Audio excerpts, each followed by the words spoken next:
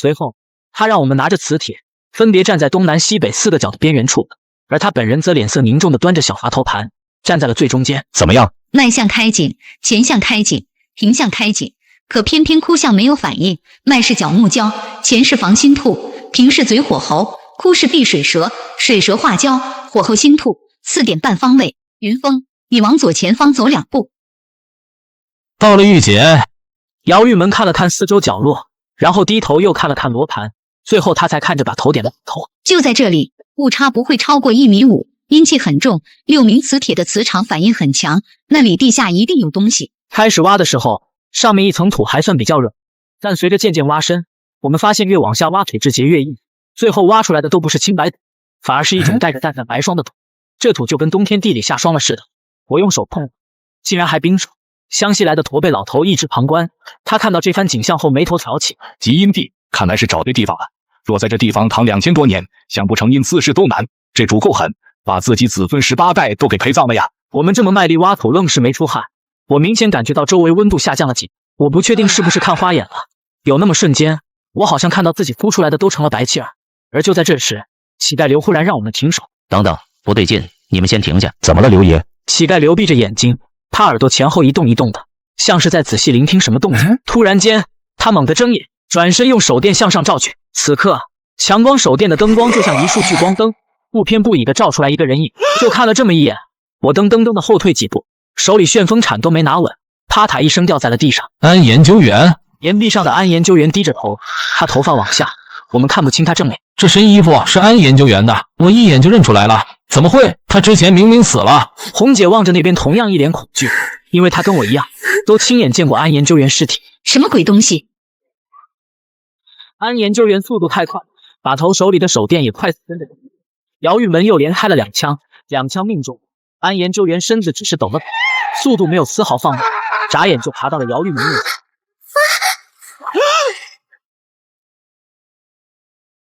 玉姐小心！什么鬼东西？安研究员速度太快，把头手里的手电也快速跟着。姚玉门又连开了2枪，2枪命中。安研究员身子只是抖了抖，速度没有丝毫放慢，眨眼就爬到了姚玉门面前。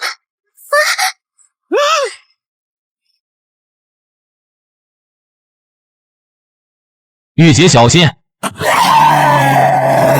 我靠，什么东西这么硬？这还是人吗？那一瞬间，我看清楚了，这哪还是什么胆子小的美女安研究员？这东西脸色像树浆白纸一样，她脸上静脉血管呈紫黑色，眼里全是眼白。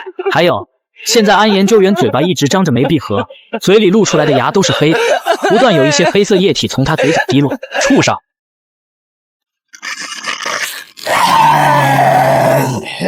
还愣着干什么？快来帮忙啊！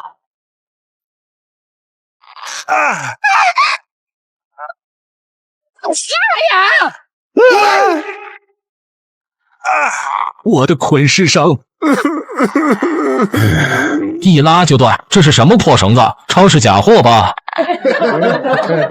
安研究员对我和湘西老头不管不顾，他仿佛对玉姐有着极大的怨念，脖子上套着半截捆尸绳。安研究员一把就扑到了姚玉门，张嘴便朝着他们脖子咬。不好，姑娘小心！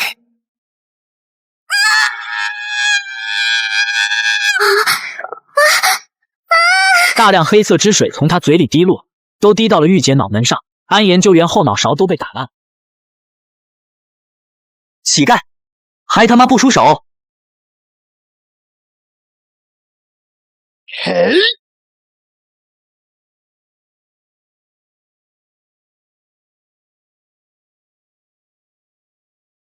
咦，还活着，没死？奇了怪了，这不是起尸，这啥玩意？对不起啊，玉姐，刚刚真的把你害惨了。没事，云峰，我知道你是想给自己找个女朋友，我不怪你。想找老婆还不简单，你去下个爱聊，上面都是真心来找对象的女孩，上线就给你匹配几公里内的单身美女，女生都抢着跟你打招呼，不用加好友就能聊。抢着打招呼，这么热情，怕不是有假？不会的，云峰，大家都是奔着找对象去的，遇到喜欢的就约出来见面，聊不来的就做普通朋友，脱单效率可高了。你没事多看看，没准就能遇到和你情投意合的美女。哎呀，真是太感谢你了，红姐，我一会就去看看。云峰，这到底怎么回事？我从裤兜里掏出来小玻璃瓶让他们看，里面那种淡蓝色的液体还有小半瓶。这什么？还没等我开口解释，红姐深吸一口气，她抢话道：“把头，诸位，我猜测这东西才是长春会一直想要的。安研究院身体会动，也和这事有很大关系。”这竟有这事？死去的人还能复活？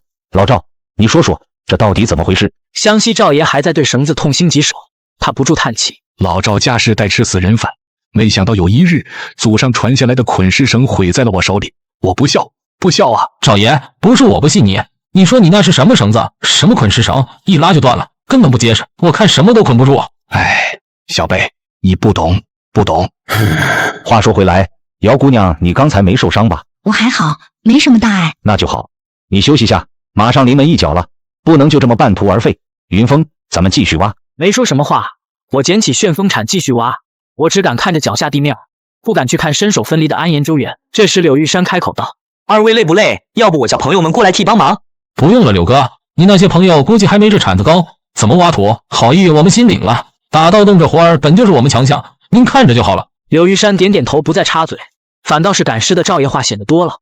他一个劲地问我那玻璃瓶里的药到底是怎么做的。小贝，这药是从哪来的？药里什么成分？我被问得有些不耐烦，便扯谎告诉他，那其实是尸油，都是从死人身子里炼出来的，具体方法你也别再问我了。哦，这样啊。出货了，什么东西？把头从土堆里掏出了一大堆陪藏品，每一件都是锈迹斑斑的青铜器。他端起来一件青铜器闻了闻，皱眉道：“有股子屎尿味，这是什么情况？”红姐来回摆弄着这几件青铜器，她眉头皱起，像是在思考什么。云峰，咱们加把劲，必须得赶在那伙人找来之前办成这件事，能见到陪葬品，这说明主棺椁离这不远了。又挖了一段时间，旋风铲打到了一块厚实青石板，刚推开一半，这下面突然飘出来一股臭味，直往人鼻子里钻。这怎么这么臭？把头，这底下不会真是茅坑吧？粪坑咋了？粪坑也得照样下。云峰，你小子活泛，体重还轻，这没多深，你最合适。我们用绳子放你下去，你带手电下去摸摸情况。不是吧，把头，你这不是让我跳茅坑吗？你小子，别以为我不知道你干的那些事，给你个机会将功补过。我当然知道自己闯祸，也没多说什么。5分钟后，我腰间系了一条绳子，把头又叮嘱了句注意安全。随后他们几人拉着绳子，像卸水桶一样把我往下放。绳子下放了不到5米，我就踩到了地面。我用手电往上打下，接着把头比了个安全着陆的手势，用手电照着周围。我一眼就看到，在西北角地界横放着一具巨大的青铜棺材。再一看，四周除了这具棺材什么都没有。难怪刚才我们会闻到这么浓的臭味，原来都是从这里传出来的。把头，你们赶快下来看看，有棺材。不多时，他们抓着绳子都下来了。众人围着青铜棺材转了几圈，竟无从下手。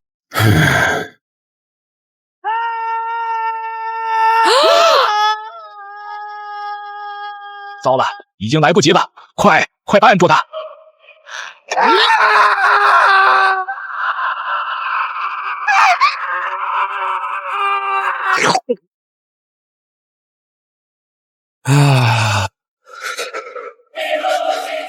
应该差不多了，张嘴吐出来吧，小心点，不要吞了。我把那些柳叶吐出来一看，颜色已经不是绿色的了，都已经全部变黑了。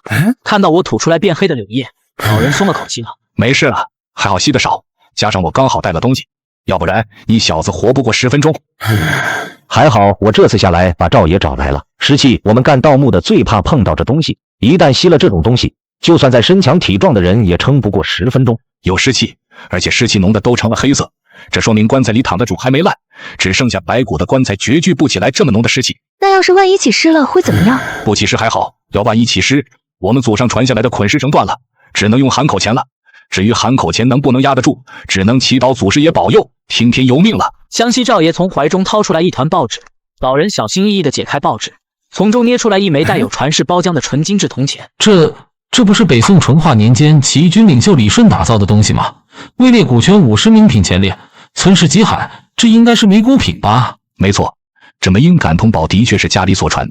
赵某我祖上乃是李顺大统领帐前持矛郎中，祖宗除了护着李统领个人安全，还负责战场上赶尸收尸的活计。怪不得这种家传古品，要说历史传承没有点道道那不可能。别的不说，光把这一枚古泉50名品的大珍品送开，那换来的钱，他儿孙辈怕是都用不完了。随后，老人一脸紧张的手拿喊口钱，看着把头说：“应该差不多了，开吧。”开吧。随着砰的一声，接近千斤的棺材盖重重落地。看到棺材里的景象，饶是之前做了心理准备，我还是感觉胃部翻涌，一下差点吐出来。太恶心了，太恶心了，怪不得这么臭。所有看到这一幕的人脸色都变了，因为我们看到棺材里平平的铺满了一层四脚蛇的尸体，这些四脚蛇尸体一条缠着一条，互相绕成圈，宛如大麻花，全都是半腐烂状。把头脸色阴沉地说：“尸体去哪了？怎么光这些畜生？介侯的尸体呢？”说完，把头不信邪，他强忍着不适，用旋风铲当铲，在蛇的烂肉堆里铲了2下，随着手上动作起伏，把头明显一愣道：“不对，这棺材里有隔断，这下面还有一层。”王把头，你们快看，中间那块是不是有个小洞？咦，这形状的东西我之前好像见过。云峰，你还记不记得那件青铜器？青铜器？你说的是陈建生说的那件礼器？没错，就是那件东西。我目测大小宽度应该也差不离。怎么会这样？之前陈建生得到过那东西，要照这么说，那东西很可能现在已经落到了小柳头一伙人手里。把头脸色阴沉，他问乞丐刘，说想请他出手试试，看能不能像之前一样打开这层隔断。不料乞丐刘摇摇头：“不是了，试了也没用。棺材盖之前是用铜水浇灌的，盖和棺材本身就是分开的，再加上时隔1000年锈蚀严重，所以我才能打开。”他指着这层隔断摇头道：“你们看，这层隔断当年本身就是一起打造的，是一体的，我可整不开。要有炸药的话还行。”炸药？之前这东西我们的确有，雷管就在我包里，当时用了2根还有剩余，不过后来我们被抓，连背包都被那伙人收走了。眼下所有人都陷入了沉默。要是时间充足还好，我们总能想到办法打开棺材里这层隔板，可我们没那个时间了。出来吧，北派的崽子们，躲在里面干什么？之前让你们给跑了，这次看你们往哪跑！哼，来得正好，走吧，出去跟他们打声招呼。片刻间，我们出来以后，只见面前小柳头那帮人已经站在了我们面前，其身后还跟着一伙人，有几张我之前见过的熟面孔：猫头鹰女人、陈建生、剑哥等人赫然在列。他们有的人里拿着开山刀，人数比我们这边多1倍。双方人马剑拔弩张之下，小柳头背着双手走了出来。北派王显生。王显生是吧？我知道你，我也知道你早就下来了，不愧是打洞出身。我一直在派人找都没找到，很能藏啊。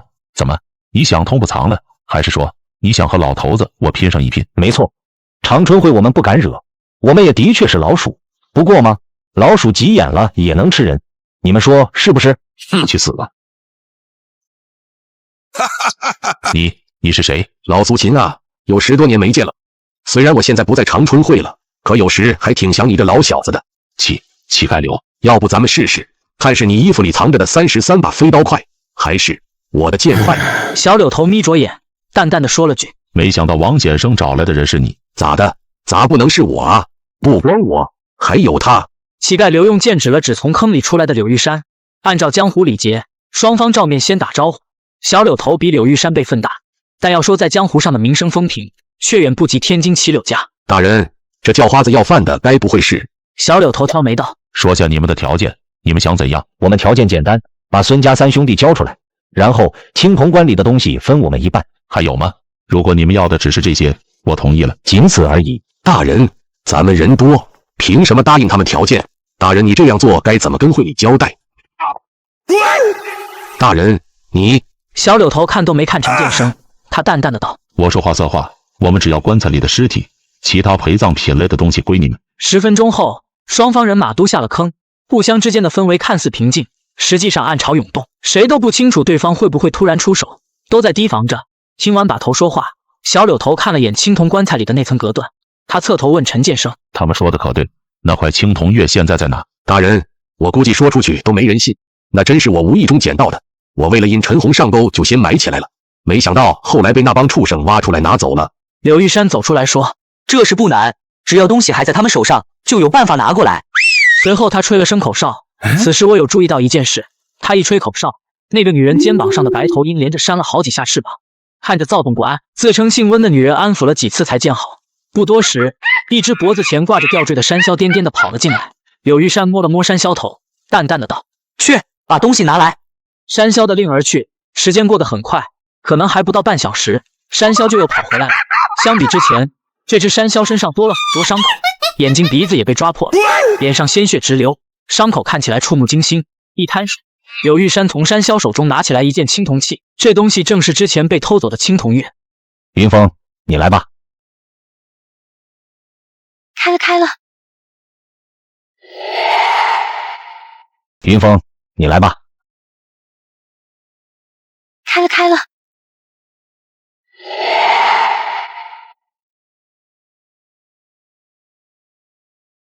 这东西到底什么玩意？还有这么多人抬，这东西怕是有几千斤吧？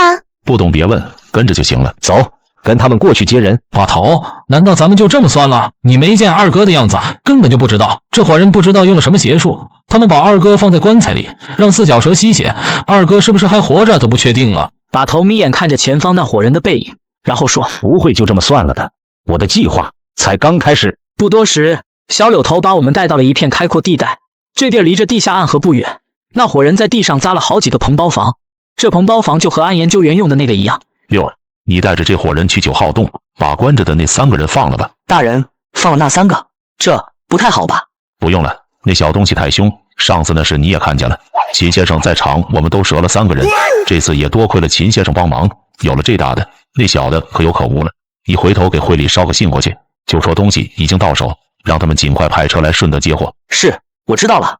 很快，那个叫小六的人就把我们领到了一个山洞，山洞中段位置有道大铁门，里面人一边翻钥匙一边打量着。人家1个月赚的钱，恐怕咱们一辈子都赚不到啊！都40多了，还没找到老婆，什么时候才是个头啊？阿元，想找老婆那还不简单，去下个爱聊啊！我跟我女朋友就是爱聊认识的。那上面找女朋友容易吗？当然了，上线天天有美女主动找你聊天，你看看这资料照片，都是大美女，还热情。我这一没注意回消息就99加了。而且每天上线还得匹配新一轮的附近单身美女，聊都聊不完，谈不成对象就当交个朋友，谁能拒绝跟美女做朋友呢？是吧？哎呀，真是太感谢你了，剑客，我一会就去看看。好好干，不会亏待你的。这些人都是大人的朋友，是来接货的，你直接放他们进去就行了。我注意到一件事，这人翻找钥匙的手停顿了下，通过这些小动作和微表情，我也不能确定什么，也有可能是他下意识的动作。知道了。原来是来接货的，你看我这眼神不好，找个钥匙都这么半天，耽搁诸位了，不好意思，诸位随我来，我带你们过去。诸位随我来，我带你们过去。这时，一路没怎么说话的湘西赵爷突然看着前方说：“不对啊，我怎么觉得不太对劲？怎么不对劲？难道小柳头还敢害我们不成？只要乞丐我身边那些老朋友们都还健在，他没那胆子的。别说他，就算会里的那几位也得掂量掂量。哟，你看爷你说的，我得了大人只是带你们过来接货，还说什么害你们，哪能啊？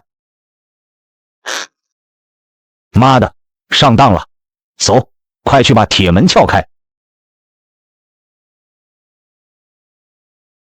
不用砍了，这门是玄铁打造，你们是弄不开的。姚玉猛猛地掏出来手枪，拉开保险，他单手举枪，用黑洞洞的枪口指向了这人脑门，说：“你们想干什么？”这人也不说话，闭上眼睛。姚玉门脸色一白，他像感觉到了什么，忙从自己怀里掏出来小伐头盘。我们都看得很清楚，现在的小伐头盘3针合一，针头直直的冲着前方拐弯处，这是一线明。迟了，再过几分钟就到饭点了。小东西已经2天没喂了，你们全都得死，全都得死！先别管他，殷子其实力气很大，而且皮肤坚硬，没有痛感，根本不惧普通刀枪，先下手为强。走！姚玉门一脸寒霜，毫不留情地开枪打穿了男人小腿。这男人忍痛力不凡，虽然疼得满头冷汗，他不但不喊不叫，还痛苦地咧嘴笑道：“死吧，死吧，一块死吧！”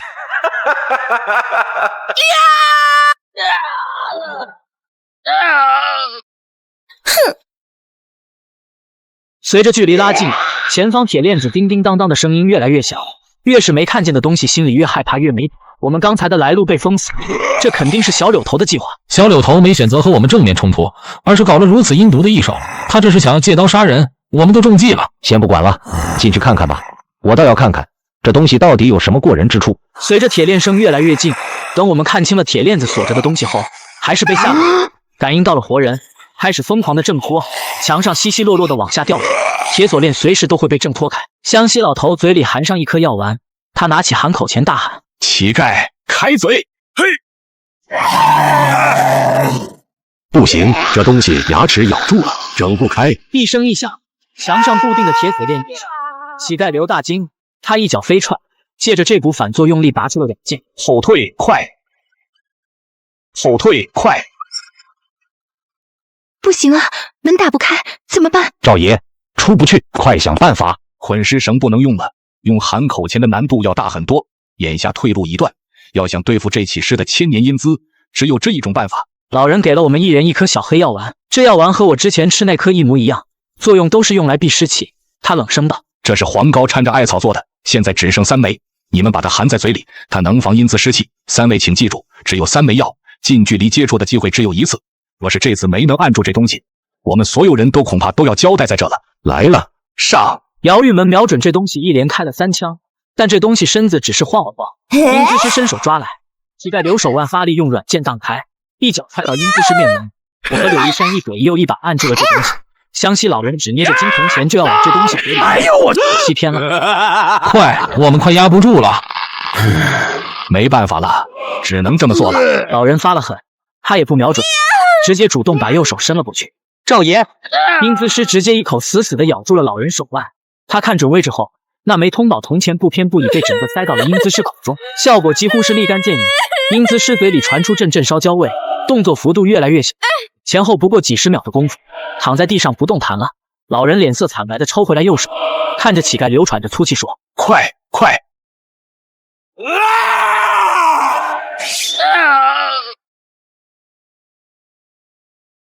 红姐忙跑过来，她从板头包裹里找来绷带，飞快地帮老人包扎止血。红姐包得非常紧，要是绷带松上一点，这血都止不住。少爷，你的手不用太费力了，随便包包就好。普通人一旦被这种东西咬伤，就算救护措施做得好，也活不过1个月。这东西口内带有大量棺材里的细菌，这就是民间传说中人一旦被僵尸咬了，无论伤口大小，那人都活不了。把头看着地上一动不动的身体说：“赵爷，含口钱能管多久？有没有时间限制？别等会儿再起尸。”不用担心，只要含口钱还在，这东西就起不来。那伙人可能杀个回马枪，我们尽快找到钥匙离开这里。把头一脸寒霜地看着湘西赵爷，显然是感觉有些愧疚。赵爷也明白他的意思，不用这样，事已至此，也没有任何挽回的余地，还是先想办法出去吧。不用麻烦，钥匙找。赵爷，含口钱能管多久？有没有时间限制？别等会儿再起尸。不用担心，只要含口钱还在，这东西就起不来。那伙人可能杀个回马枪，我们尽快找到钥匙离开这里。把头一脸寒霜地看着湘西赵爷，显然是感觉有些愧疚。赵爷也明白他的意思，不用这样，事已至此，也没有任何挽回的余地，还是先想办法出去吧。不用麻烦，钥匙找到了。正说着话，我从墙洞里摸出来一串钥匙。刚才不过一转眼的功夫，那人就把钥匙藏起来了。我猜藏钥匙的地方肯定离铁门不远。一行人走出了9号山洞，用手电查探了四周，没见到那伙人在。把头，我们下一步怎么办？小柳两面3刀，不过我猜测老大他们应该被关在这附近，我们沿着9号洞附近走走看看。赵爷可能失血过多，一路上我也帮忙扶着他。我们沿着9号洞往回走，没多久就找到了一个7号洞。我们关掉手电，蹲在地上往前看。山洞结构传音效果强，我听到前面有人的说话声。他奶奶的，在这鬼地方守了这么长时间，今儿总算是要倒头了。行了，别发牢骚了，剑哥让我们尽快把人押过去，做好善后撤离。这次的活会里补助高，赶紧进去。把头看了乞丐刘一眼，刘也点头说：“2个普通人，我去解决，你们等我消息。”他说完话，抽出软剑，靠着墙根摸了过去。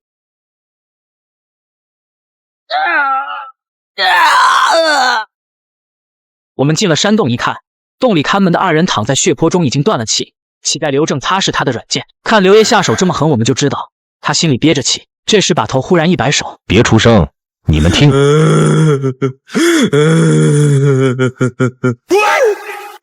这不是3哥的声音吗？那边刚一进来，我们就看到了地上躺着3个人，他们浑身被绑。这3人正是阔别许久的孙家兄弟。大哥、2哥、3哥，让你们受苦了。我就知道，你们一定能找到我们。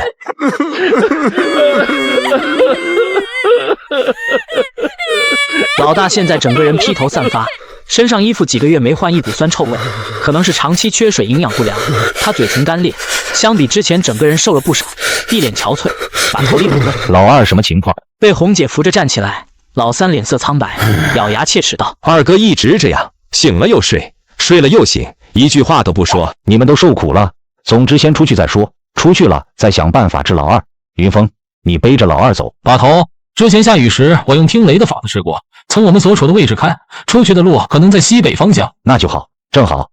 临走之时，我还给这帮人留了份大礼。留了大礼？什么大礼？总之，先出去再说吧。这次我一定要小柳头这帮人为他们的行为付出惨痛的代价。把头下来时，一直都一路沿途做了标记，顺着山洞跟着记号一路向西。众人终于到了出口，这个方向和我之前用听雷法子试出来的完全一致。姚玉门走到墙边，回头说：“王把头，东西还在，一共37根雷管，一次性引爆的话，足以炸塌山洞。”这就是把头之前说的计划，一旦救出孙家兄弟，直接用雷管炸塌路，把小柳头那帮人全堵死在里面。10多分钟，我扶着断手的赵爷只听到身后轰隆一声自响。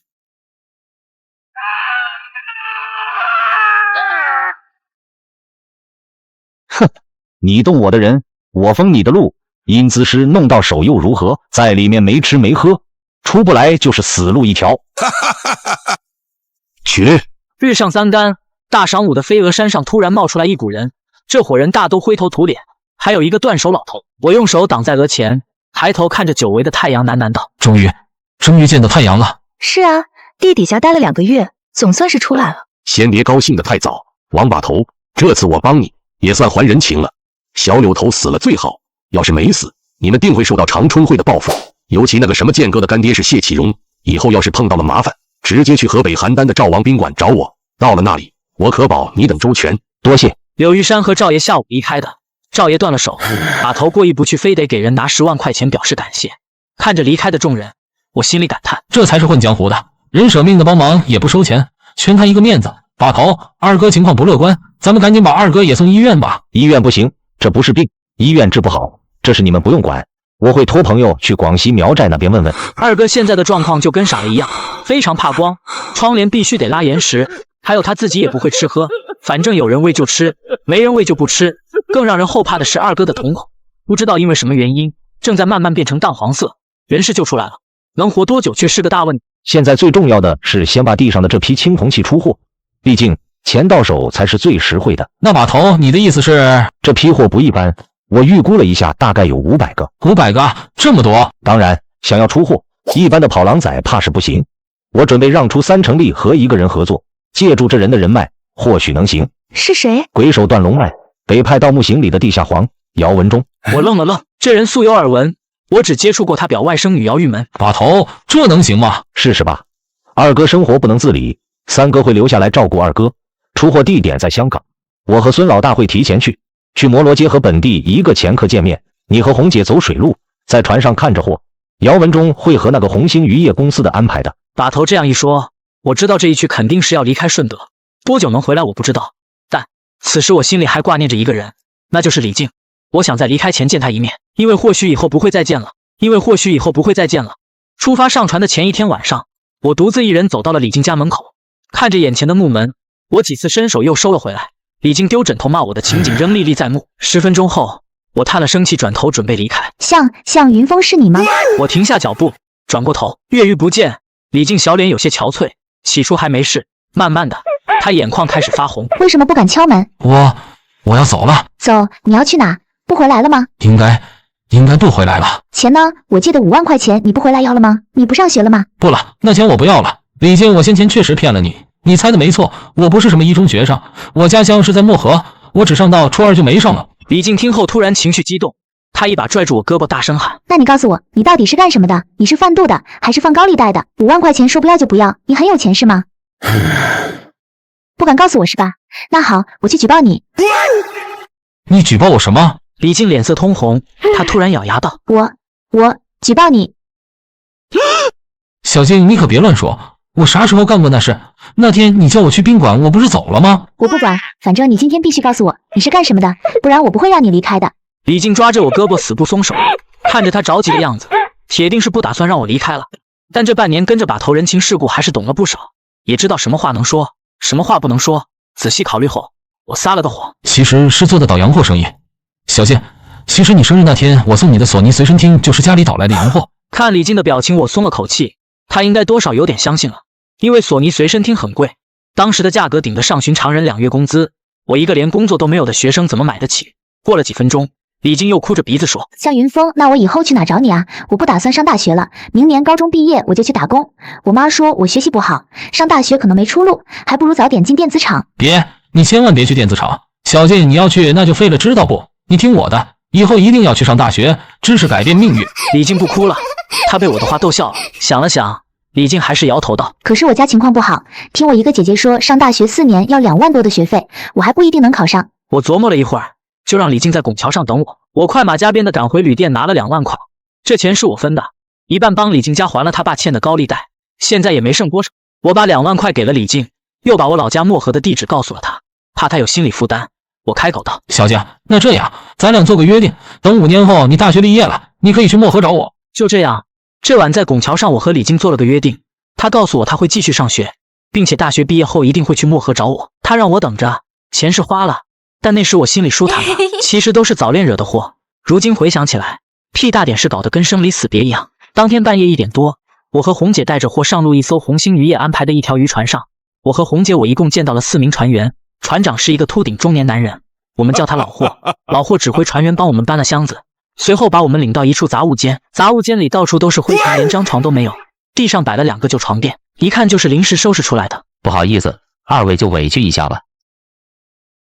当天半夜1点多，我和红姐带着货上路一艘红星渔业安排的一条渔船上。我和红姐一共见到了4名船员，船长是一个秃顶中年男人，我们叫他老霍。老霍指挥船员帮我们搬了箱子，随后把我们领到一处杂物间。杂物间里到处都是灰尘，连张床都没有，地上摆了2个旧床垫，一看就是临时收拾出来的。不好意思，二位就委屈一下吧。我下午才接到命令，要带你们到中港城，条件确实简陋了点。姚师爷收把头的30%钱，结果就安排了这么个老鼠窝，你管这叫简陋了点？我们上厕所呢，吃饭呢，连个窗户都没有，想闷死人啊！那不会，机轮房出口的甲板上有块铁板，方便的时候你们直接掀开铁板就行了。至于吃喝，二位放心，早中晚3餐一顿不落。说完，船长就给我们留了部对讲机，他把对讲机频道调到了16，说16频道的对话只有他能收到。老霍一再叮嘱我们尽量不要出去，要是碰到检查的我们没有船员证，麻烦就大了。我和红姐在杂物间吃的伙食不错，都是虾鱼类的海鲜。给我们送饭的也是帮我们搬箱子上船的那个小伙子，他是老霍的亲外甥，外号叫豆芽仔，同时也是船上少数几个知道杂物间住着我和红姐的人。豆芽仔20出头，话很多，见我和红姐成天没精打采的，他有时坐下来会跟我们聊天。豆芽仔跟我们讲了很多海上故事，而我也讲了几个我们东北出马保家仙和黄皮子的故事，把豆芽仔听得一愣一愣的。第4天晚上9点多，我和红姐正在杂物间玩扑克消磨时间，突然对讲机里传来船长老霍急切的说话声：“二位在吗？听到情况话？怎么了？情况不好了，有检查的来了。我这边尽量耗几分钟，我让豆芽仔过去了，你们赶快跟着豆芽仔，让他领着你们藏起来。”几分钟后，豆芽仔神情慌张的他让我们跟他走，用对讲机小声说：“老舅，现在什么情况？能不能上甲板？”芽仔，那伙人在中控室查表格，你赶快领着他们2人躲于舱里，再有5分钟就要过去了。走，快走！随后，豆芽仔领着我和红姐来到了甲板上，翻开井盖有一条梯子，在豆芽仔的催促下，我和红姐慌慌张张地爬了下去。下面是鱼舱，里面好几吨的死鱼，臭得能把人熏死。几乎与此同时，我和红姐都听到了甲板上传来了人的说话声：“你干什么的？咱们刚才核查名单时你不在，你船员证呢？”哟，不好意思，这是我外甥豆芽仔，我刚才喊他了，他没回话，是不是对讲机没电了？老舅，你刚喊我了，没听见啊？好像昨晚我对讲机忘充电了。你就是不长记性。几位，要不咱们去员工舱看看？先别，那边是鱼舱吧？你们打开我看看。先别，那边是鱼舱吧？你们打开我看看。当时心想完蛋了。黑暗中，红姐拽着我的胳膊大喘气，我能感觉到她的肌肉很僵硬，她也紧张。怎么办？不能就这么坐着等死！我灵机一动，想了个不是主意的主意。红姐，快钻进去！这是死鱼堆啊！云峰，要不换个地方吧？坚持吧你，真麻烦。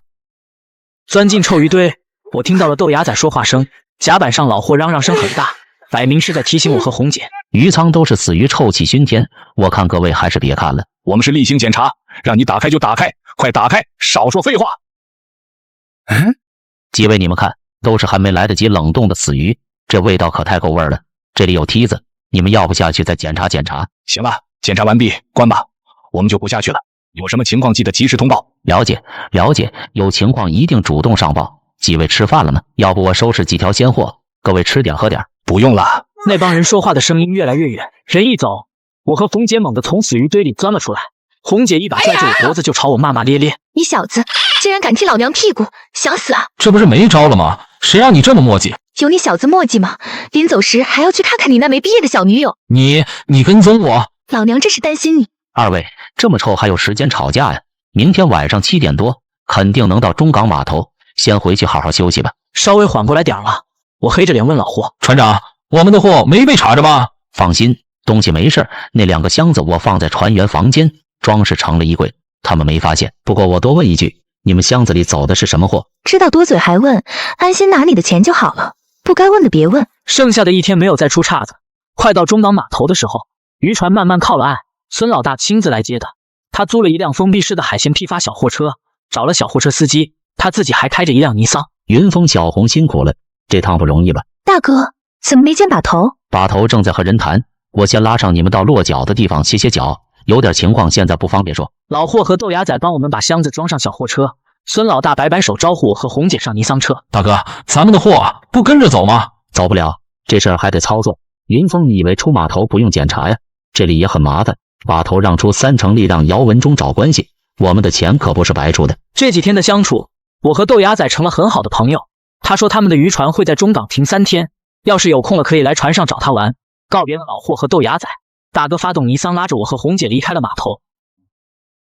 这一夜我老是翻来覆去的睡不着，因为除了我自己，没人能知道我手里有一小瓶蓝色液体。看着里面像蓝水一样流动的小半瓶液体，我想到了安研究员一伙人。可惜啊，他们都死了。我记得李征说过，要是到香港了，可以去铜锣湾时代广场找他。现在看来已经没这个机会了。胡思乱想着，我慢慢进入了梦乡。昨晚睡得晚，早上我是被孙老大声音喊醒的。别睡了，别睡了，云峰，快醒醒，起来干活。来到客厅，这3人都是本地人，他们一边看货，一边把照片发给自己老板。老板，有没有心理价格？最低多少钱卖？我好给我们老板报价。一起走，不单出500个往上，少了不谈。500个！几名前客都倒吸一口气。这时，其中一名前客拿着翻盖手机出去接电话了。没过多久，他急匆匆地举着电话跑进来。定了，我老板有想要的意思。这么快？看张彩信照片，接个电话就定了？买家是谁？这么有钱？香港首富吗？这是？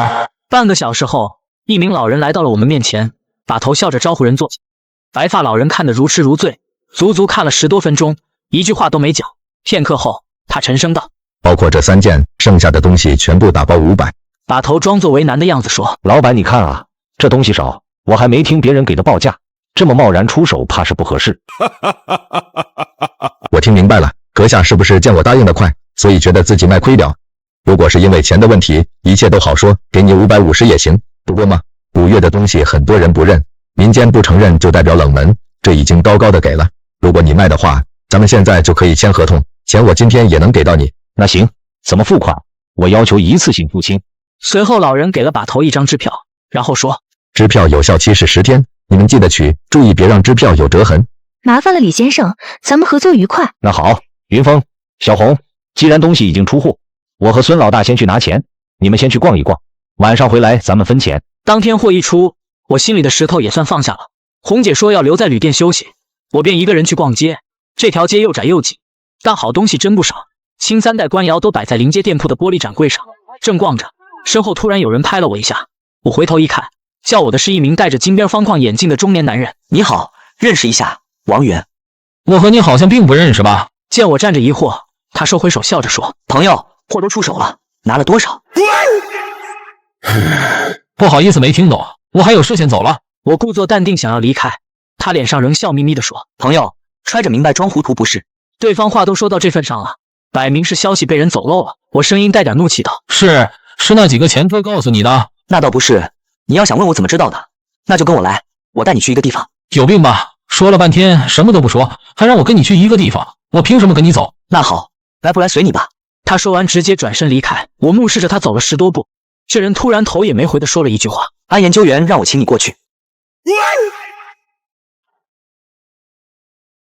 这人谁？他怎么会知道安研究员？不可能，安研究员早就死了。我亲眼看到安研究员死而复生，又身首异处。看着这人越走越远，我一咬牙跟了上去。这人谁？他怎么会知道安研究员？不可能，安研究员早就死了。我亲眼看到安研究员死而复生，又身首异处。看着这人越走越远，我一咬牙跟了上去。我确信安研究员已经死了，我要弄明白这人到底是谁，他是干什么的。这就对了嘛，我又不吃人，你怕什么？车子一直向北开，这人竟然开车把我带到了铜锣湾，地址牌上有一家公司名。突然间，我总觉得这地方有种熟悉感，好像以前听谁说起过。云峰，等出去了，以后你可以到铜锣湾时代广场85号找我，我会在那里等你。难道是他？不对啊，安研究员曾亲口说李征死了，他怎么会？不一会的功夫，这名男子把我领到了一间办公室，一个年轻漂亮的女孩送上了茶水点心，看打扮应该是秘书一类。肖先生不用拘谨，老总让我务必照顾好您。您如果晚上有什么需求的话，可以随时找我。不麻烦了，再等3分钟，要是找我的人还不露面，那我就告辞了。话音刚落，外面门禁刷卡的声音响起了。小兄弟难得来一趟，不让我尽一尽地主之谊可不行啊。说吧，你到底是谁？兄弟真是贵人多忘事，我你都不记得了，咱们还一块搬过水缸呢。李征，你是李征？月月，你先出去吧，需要的话再喊你。李征脱掉了帽子墨镜，他现在已经大变样，头上多了一道黑疤，仔细看他的眼睛也不太正常，和得了黄疸的病人有些相似，眼球发黄。安研究员告诉我你死了，你怎么现在成这样了？此事说来话长。那天我和小安与你们分别，本想着回去接上老许一起走，结果刚回去就被抓到了。那伙人好像就在等我和小安自投罗网。我和小安被抓到，后来老许的情况你也看到了，老许被他们喂了尸，我本来也该死的，但运气好，侥幸跑了出来。我是靠着毅力爬出来的，若不是老师搭救，恐怕活不下来。我有些疑惑地看着李真现在的样子，他的情况和孙老二的情况一模一样，好像对光有着极大的反应。我如今变成了这模样，全都是被那东西感染的。我怕光，视力出现散光白点，全身毛发逐渐脱落。如果我得到了那瓶东西，靠着老师和实验室的帮助，我或许还有救。东西？你说的是什么东西？就是你从墓里带出来的那瓶蓝色药剂。李正话里行间透露着诚恳。我现在一片混乱，很多地方还是盲点，又让李正解释了半天。我身上得了一种借后墓里带出来的活性细菌，很有可能和英姿氏抓伤有关。据老师的研究，英姿氏身上有一种细菌孢子，这种东西可以在木乃伊一类的干尸身上存活休眠数千年之久，就像著名的图坦卡蒙法老诅咒。当年进过图坦卡蒙金字塔的一批考古学家，在几年内接连死亡。生物学家克拉默认为，当年那些考古学家之所以相继死亡，是和这种活性细菌有关。见我沉默不语，李征摇头道：“我知道可能听了觉得离奇，但事实就是这样。这类活性细菌是几千年前的人有意培养的。老实说，这可能也是一种防盗墓手段。”照你这么说，安研究员认为这东西可以治病救人，也是真的。根据老师的研究，这种生物体内有2种活性细菌，如果被唤醒就变成了这样。若是有办法把其中一类细菌单独提取出来作用于人体，确实会出现一种神奇的效果，就比如可能会让人变年轻。还真有这种东西？难道这种东西就是古时历代帝王寻找的长生不老药？长春会肯定知道这种后果，要不然他们不会那么大费周折的抢一具尸体。到底要不要把东西交给他？考虑了5分钟，我决定缓一缓再说。是这样的，那东西的确在我手上，但不在我身边。我把东西寄放在了一个朋友家中。李征或许知道我说的不是实话，他起身道：“我还是一句话，若兄弟找到了那瓶东西，价钱随你说，老师是我为己出，他答应帮我治疗，那瓶东西是关键。要不这样吧，今晚别回去了，我让月月陪你怎么样？”我想回去，李征却拍了拍我肩膀抢话道：“别跟我客气，再说你们东西不是卖出去了吗？回去也没什么事不是？”见我发愣，李征笑了笑，他一拍手，刚才那个女秘书又进来了。李总，您叫我月月啊，今晚我这小兄弟不回去了，难得来一趟香港，你晚上带小兄弟去一趟大富豪，去放松放松。当天李真说什么都不肯让我回去，说我要是回去了就是不给他面，看不起他。话都到这份上了，我很难再说什么，恪守住自己底线就好了。我往民宿旅馆打了个电话，告诉把头今晚不回去了。把头没说什么，只是让我注意安全。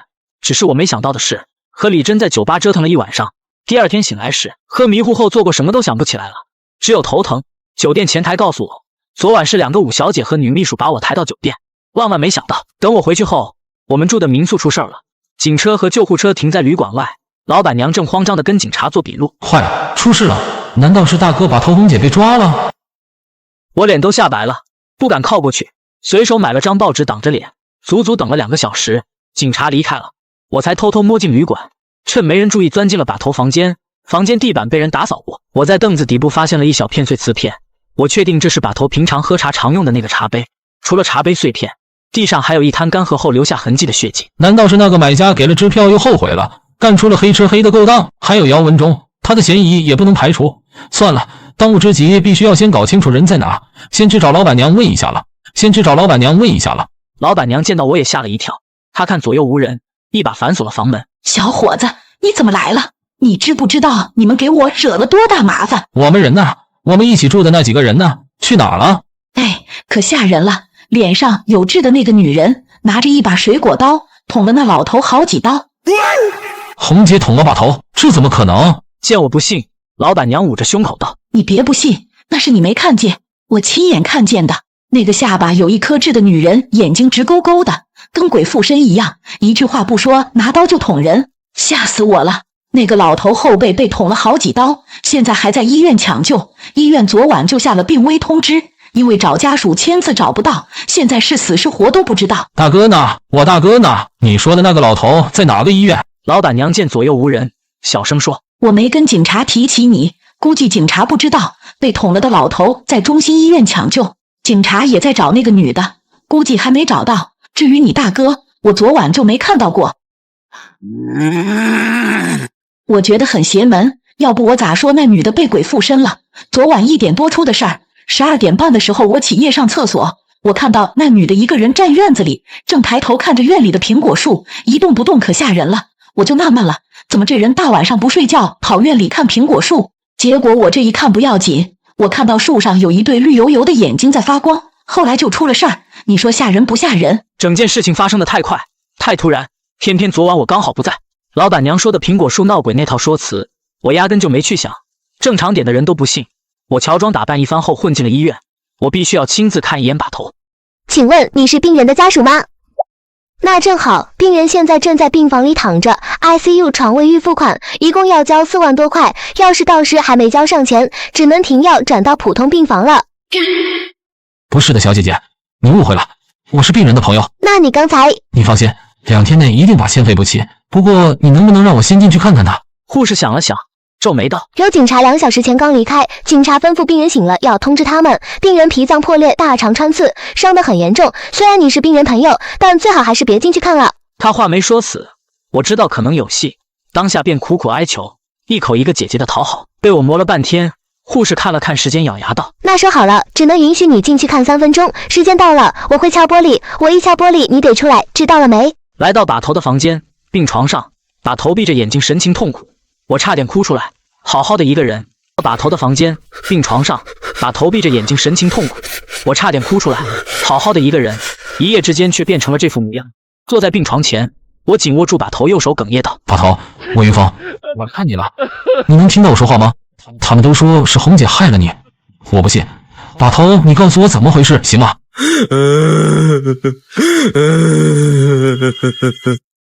？3分钟过得很快，我话没来得及说2句，病房外护士就敲玻璃提醒我时间到了。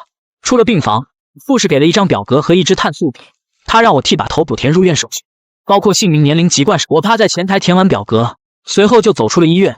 仔细想了想，目前情况想自己找到大哥和红姐难度太大。我目前要做2件事，第一件事是尽快筹钱，把头的治疗费用4万多，在顺德分的钱我一大半留给了李静，还剩下一些，但不够4万，差2万块钱。第二件事是看监控，因为昨晚我回旅店的时候发现监控被人动过手脚，这事情太巧合了，肯定有鬼。傍晚5、6点多，我直接去了中港码头，我去找了船长老霍，但从他口中也并没有撬出有关姚文忠的消息。豆芽仔见我神情慌乱，便拽着我进了船员舱。我们年龄相仿，互相也把对方当成了朋友。不用找老舅，你从他嘴中撬不出任何消息的。我也知道你想打听老板的消息，要是你真想借红星公司老板，我可以帮忙，因为这人此刻也在香港。你说的是真的？究竟发生什么事了，云峰？难道你们真的落水了？随后我考虑再三，选择了相信豆芽仔，便告知了他整件事的来龙去脉。豆芽仔都听傻了。卧槽，云峰，你说你们装渔船上那2大木头箱子里头都是装的古董，你们是干盗墓的？还有，你说那个叫陈红的捅了你老大，然后带着550万现金支票消失了，完事你老大现在住院，你差2万多块钱是吧？是啊，牙仔，现在我也不知道该如何是好了。那有什么难的？你等着，他蹲下在床底下翻找了几分钟，摸出一个上着锁的铁皮盒子，用钥匙打开铁盒，里面整整齐齐装着一沓现金，粗看有几万块。豆芽仔摸着铁盒，心疼地说：“这算我借你的啊，云峰，等你有钱了一定要还我。2年半我就攒了这么多，我老舅都不知道。”看着铁盒里摆放整齐的钞票，心里感慨不已。我和他不过认识几天，他肯把自己辛苦出海存的钱给我。数了数，27650块。我记下了豆芽仔的好，发誓等以后有钱了翻倍还他。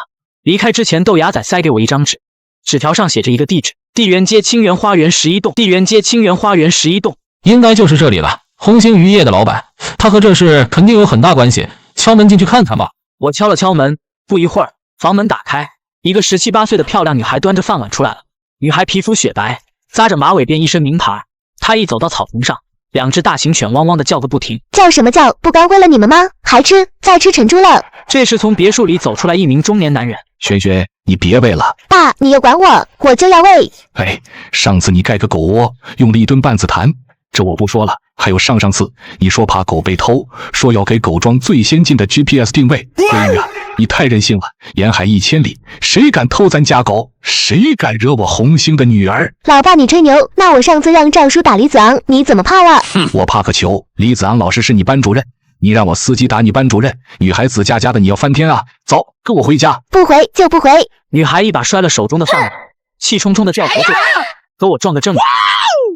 阁下，哪位？赵红星先生你好，我叫向云峰。向云峰，赶快滚离开这里，我不认识你。赵先生是不认识我，但严格说起来，我是你老板。旁听的女孩一头雾水，她指着我道：“小子，你说你是我爸老板，我爸有100多条船，你才多大点啊，还敢说是我爸老板？”我没回话，只是看着赵红星。赵红星像想到了什么，他阴着脸：“你和姚文忠一伙的吧？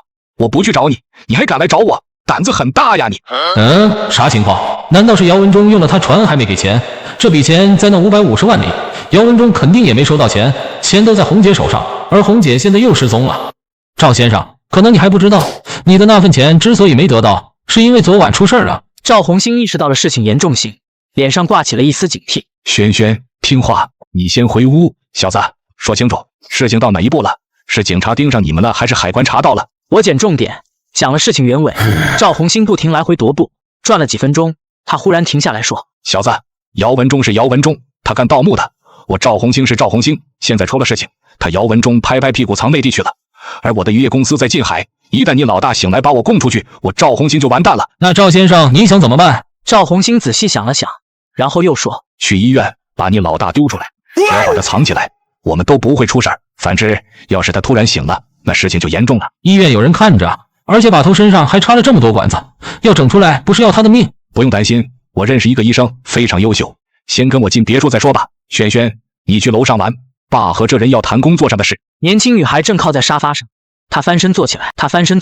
爸，这小子不会真是你老板吧？少废话，赶紧上楼，不然等会把你送学校去。赵老板，能说下具体流程？当天我和赵老板集体商量了一下救出把头的方法，晚上11点钟就开始行动，来到中心医院，一共带了2个人。这2人是养和机构的创伤外科医生，借着带重症患者转院的名义，将把头成功的送了出来。只是没想到的是，你们等等，怎么了，警官？老警员和小警员快步跑了过来。老警员指着病床说：“我问了值班主任，他说病人病情突然恶化，需要转院到养和做手术。你们是养和的医生？”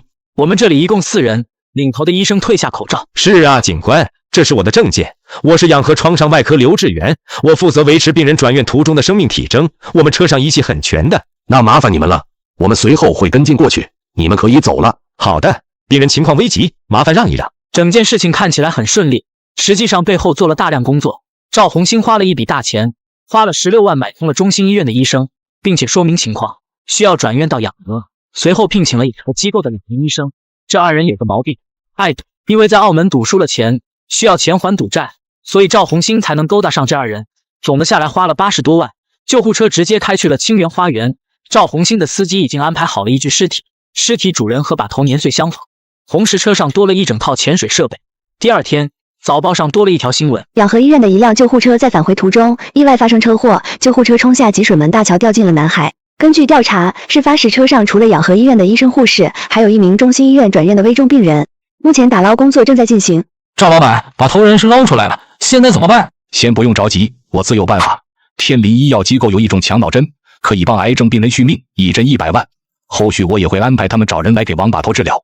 至于你小子，这段时间最好不要出门露面，避免夜长梦多。天灵医药机构，这不是李真所在的那个机构吗？原来他们一直在研究一些稀奇古怪的药。虽然不知道李真是不是在骗我，但我肯定这人肯定有鬼。因为昨天回旅馆房间，我不光发现了把头房间的血迹，还发现我住的房间被人翻过。直觉告诉我，有人在找那瓶药。这件事我只告诉过李征，而且当晚李征安排人把我灌醉，谁干的不难猜。看来以后对这人还是得提防着点，鬼知道他说的到底是不是真的。先上楼睡上一觉吧。那晚我正准备回房睡觉，喂，小子，你要吃泡面吗？抬头一看，赵红星女儿正在看我。哦，不吃，谢谢。我要吃，你去帮我煮包泡面，要白象的，不要康师傅，油包不要放，我怕胖，煮3分钟，不要煮久了。什么毛病啊，这丫头，感情是把我当仆人了？是不是煮好了还要给你端上去？那当然，你住我家，难道你让我自己端？赵红星把他女儿宠上了天，在我眼里，他这女儿不像是公主。见我不搭理，他要转身回房，他急了，扯着嗓子大喊：小子，今天你就得帮我煮泡面，你这个大木贼！你去帮我煮包泡面，要白象的，不要康师傅，油包不要放，我怕胖，煮3分钟，不要煮久了。什么毛病啊，这丫头，感情是把我当仆人了？是不是煮好了还要给你端上去？那当然，你住我家，难道你让我自己端？赵红星把他女儿宠上了天，在我眼里，他这女儿不像是公主。见我不搭理，他要转身回房，他急了，扯着嗓子大喊：小子，今天你就得帮我煮泡面，你这个大木贼！在清源花园住的那几天，这女孩时常对我冷嘲热讽，说是我在她家白吃白喝，让她把保姆辞退了，必须要我补偿她。我不答应她，整她就在我面前来回晃荡。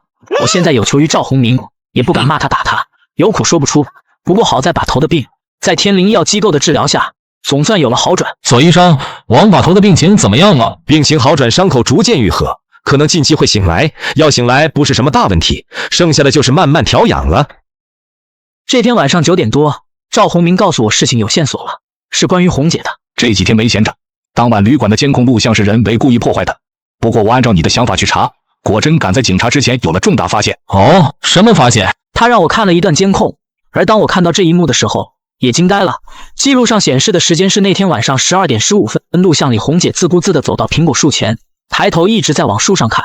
红姐大概看苹果树看了3分钟，忽的屏幕一闪，录像中出现了一只鸟，鸟眼睛在录像里闪着点点绿光，和老板娘说的一模一样，十分诡异。果然是这样，这鸟我之前见过，是一只猫头鹰，是那个女人，长春会的那个女人。小子，你怎么了？深呼吸一口，我看着赵红明说：赵先生，我已经知道背后之人是谁了。随后我将长春会和这女人的情况告诉了赵红星。过了几分钟，他开口道：小子，我知道你们现在的情况比较艰难，但老夫也不想牵扯太多。那你现在的意思是？我收留你们，不摆明了和人作对。我赵某人是爱财，但我更不想冒这个风险。等你老大醒了，我安排船把你和你老大送回去，而3天后，不管你老大醒不醒得来，你都得搬出去。不幸中的万幸，在确定离开行程的前一天，把头终于醒了。虽然还很虚弱，但把头神志清晰，也能说话。把头，你终于醒了，真是吓死我了。把头靠枕头上虚弱地说：云峰，我知道，那不是小红。没错，把头，那个人不是红姐，是长春会的人。小红说支票由她先帮忙保管，那晚我就觉得她有些不对劲，只是没想到，唉。那你现在有什么打算？去邯郸找乞丐刘帮忙。云峰，你去安排一下，我想见一下这位赵老板。于情于理，我们应该感谢此人。于情于理，我们应该感谢此人。而就在这一天，意外的一件事发生了。赵红星司机突然慌慌张张地跑了进来，告诉了我们一个令人意想不到的消息，那就是赵老板他死了。赵轩轩花瓶摔碎，颤抖地问：李波，你喝酒了吧？说什么胡话呢？我刚才还跟我爸打电话了，我爸让我记得喂狗。把头最冷静，他沉声问：具体发生了什么事？慢慢讲清楚，关键时刻我们不能自乱了阵脚。今天早上我不知道怎么了，老板他非要自己一个人开车，我就想不通赵先生为什么在高速上掉头，和一辆拉钢卷的重型货车相撞，当场死亡。尸体我已经看过了，实在是……女孩身子站不稳了，跪在了地上。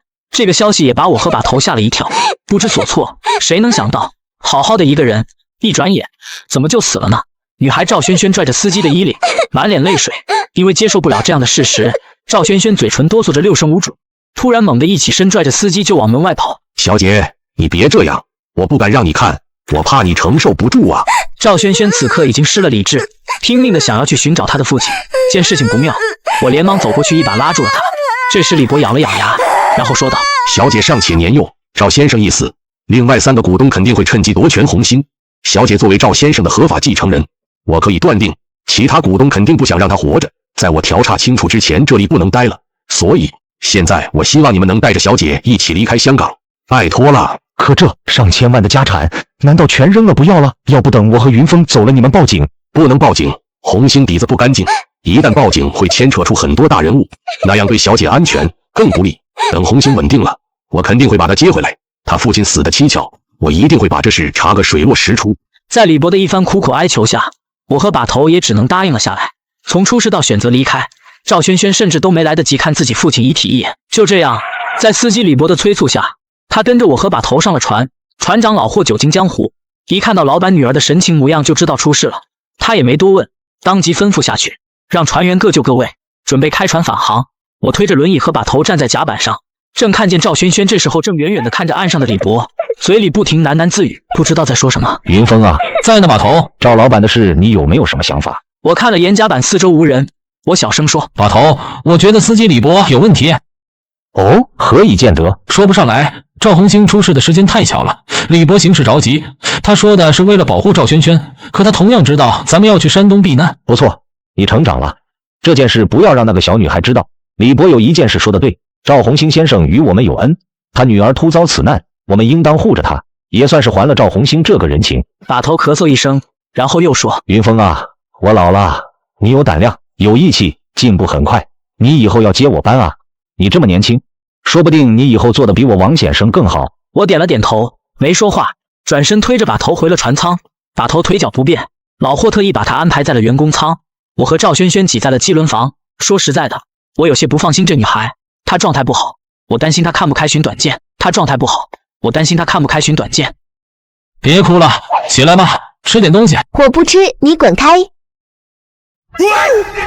我知道你难受，其实我像云峰比你还惨。我小时候家里穷，亲戚看不起，因为家里穷，我也没什么朋友。我8岁就开始挑水，10岁就开始想着以后怎么挣钱了。看赵轩轩好像在听，我继续道：“我知道你看不起盗墓贼，那是你没穷过。我像云峰盗墓就是为了钱，我穷怕了。一个人就这么短短几十年，要么穷一辈子，要么赌一把。”我对不起我爸，我老骂他，他说什么我都不听。话还没说完，他又开始哭。等他心情平复，我和他聊了很久，谈起红星公司。夜已深，赵轩轩忽然看着我道：“红星是我爸留给我的，我想拿回来。”这就对了嘛，你总算说了句有用的话。你今年还不到20吧？我刚满18不久。那你还小，你现在不是什么千金大小姐了，要想办成事儿，没本钱没人脉可不行。要不，我想让赵轩轩跟着我们一起盗墓，因为我想让他接触人脉，让他分到钱，这样一来，夺回他爸的公司就是轻而易举。赵轩轩不哭了，他抹了抹眼泪说：“可是我什么都不会。”这没事啊，不会挖土打洞没关系，你跟着我们，再不济当个后勤也行。我们现在缺人手，肯定能给你找到活干。让我干后勤？后勤是什么意思？后勤说白了就是保证我们的装备采买，联络人手。但你不用着急，可以慢慢学，等以后找到红姐了，我让她带带你。你这么年轻，肯定学得快。你一直看我干什么？我可是认真的，你不会以为我诓你吧？你是不是想乘人之危，想让我跟着你一起，让我当你女朋友吧？我操！你把我当什么了？你爸刚死，我像云峰要那样干还是人吗？赵轩轩没再说话，因为他意识到我是认真的。红姐失踪，老大下落不明，二哥身体不好，3哥要照顾二哥，把头受伤需要疗养。很明显，我们缺人。我让赵轩轩冷静下来，好好想想，直接离开机轮房去找豆芽仔了。卧槽，云峰，你怎么进来也不敲门？洗完了没？洗完了就从桶里出来，我有事儿和你商量。你大晚上不睡觉，跑我这来干什么？难道你要还我钱？滚犊子！我他妈才借2天，哪有钱还你？随后我将自己的想法告诉了豆芽仔。听完我的提议，豆芽仔点着烟陷入了沉思。云峰，这事儿吧，我得跟老舅商量商量，看我老舅是个什么意思。你老舅肯让你去盗墓？不知道啊，所以我才说问问老舅见多识广，我让他帮忙参谋参谋。半小时后，老霍不同意让豆芽仔跟着我，没办法了，豆芽仔什么事都听老霍的。这事儿我以为吹了，我没料到的是，就在我和把头还有赵轩轩准备动身之时，有个人背着大双肩包，喘着粗气追上了我们。看到这人我笑了，是豆芽仔。豆芽仔跑过来搂着我脖子，笑道：“昨晚经过一晚上的深思熟虑，我觉得吧，云峰你说的有道理，我不想一辈子待在船上跟着老舅打鱼。”你小子总算开窍了，这是咱们的把头，王把头。把头好。行了，小伙子，既然云峰要拉你入伙，那我不好说什么，你以后就跟着我们干吧。